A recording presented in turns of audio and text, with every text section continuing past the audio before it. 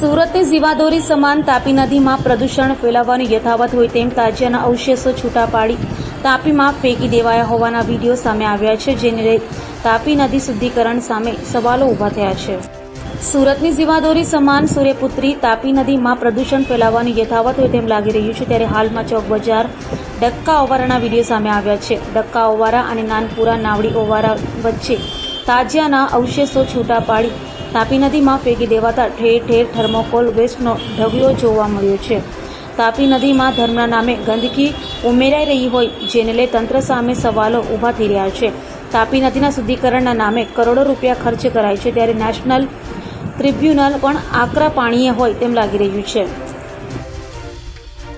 બહુ દુઃખની બાબત છે જ્યારે ગ્રીન ટ્રિબ્યુનલ કોર્ટ છે એમણે પણ પ્રતિબંધ ફરમાવ્યો છે અને ગણપતિ આયોજનના લોકો હોય કે ગણેશ સમિતિ હોય કે અન્ય સંગઠનો આપણે તાપી શુદ્ધિકરણ કરવા માટે હંમેશા આંદોલનો ચલાવ્યા હોય અને આપણે શુદ્ધ રાખવી જ જોઈએ તાપીને.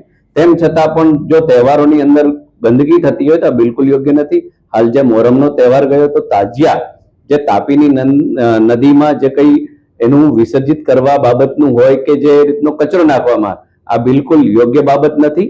આપણે શુદ્ધ રાખવાનું છે. 80 લાખની વસ્તુ છે સુરતીની અને એ સુરતીજનોએ વ્યવસ્થિત સ્વસ્થ તાપી રાખવાની જવાબદારી તમામની છે. એટલે હું માનું છું કે પ્રશાસને આ બાબતે કઠોર કાર્યવાહી કરવી જોઈએ. આમ પણ પ્રશાસને ક્યારે પણ કોઈ પણ તાપી નદીની અંદર કોઈ પણ ગંદકી કરવાની બિલકુલ મનાઈ ફરમાવી છે. તેમ છતાં કોઈ કરતા હોય તો આ બિલકુલ યોગ્ય નથી. એના માટે દરિયો છે અને દરિયાની અંદર જ કોઈ પણ બાબતની વિસર્જિત થાય અથવા તો જે કઈ આપણી બાબતો હોય એનું ધ્યાન રાખવું જોઈએ અને હું જે કોઈ તાપીને ગંદી કરે છે અથવા તો એને ખરાબ કરે છે એવા તમામ લોકો ઉપર દંડ ફટકારવા જોઈએ.